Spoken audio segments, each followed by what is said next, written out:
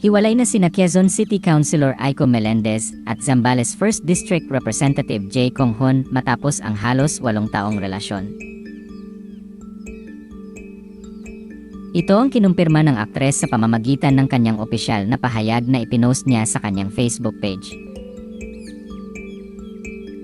Sa kanyang pahayag, sinabi niyang mutual decision umano ang paghihiwalay nila ng landas at 4 na buwan daw nilang pinag-isipang mabuti ang desisyong tapusin ang relasyon nila. Nilinaw din ng aktres na walang third party na sangkot sa paghihiwalay nila ng kongresista. Sa kabila nito, sinabi niyang patuloy raw nilang aalalahanin ang masayang pinagsamahan nila. Dagdag pa niya, nakatuon daw sila ngayon sa pagsulong sa magkahiwalay nilang landas sa buhay.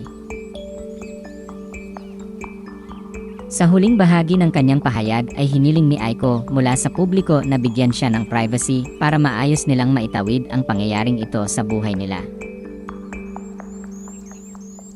Ito ang nakasaad sa kanyang opisyal na pahayag. After 4 months of reflection and careful consideration, Congressman J. Conghon and Councilor Aiko Melendez have mutually decided to part ways and go our separate directions.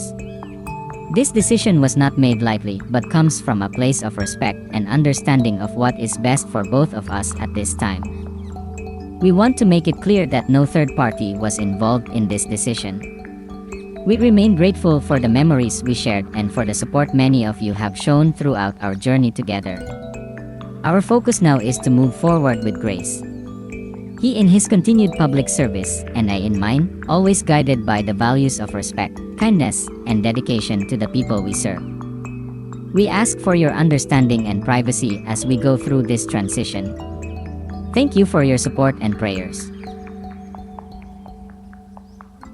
Matatanda ang unang inamin ni Aiko sa pep.ph ang identity ng kanyang bagong jowa noon na itinago niya ang katauhan bilang isang politician from the North noong March 31, 2018. Kalaunan ay kinilala ang jowa ng aktres na si Noe Subic Zambales Mayor J. Conghon. 2 beses nagpakasal si Aiko Melendez.